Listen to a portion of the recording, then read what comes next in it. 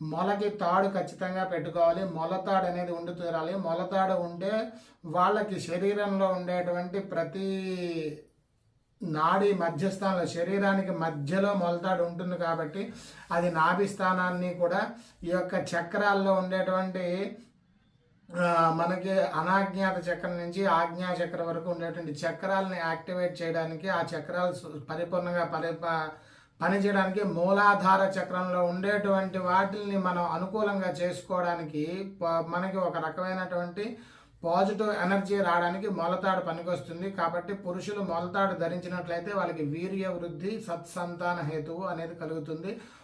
మొండి మొలతాడులతో ఎప్పుడూ కూడా ఉండకూడదు. మొలతాడు లేకుండా పురుషులు అనేవాళ్ళు ప్రత్యేకంగా ఉండకూడదని చెప్పి శాస్త్రం.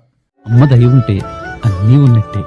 శ్రీ శ్రీ శ్రీ లలితా త్రిపుర సుందరి పీఠం సింహాచలం.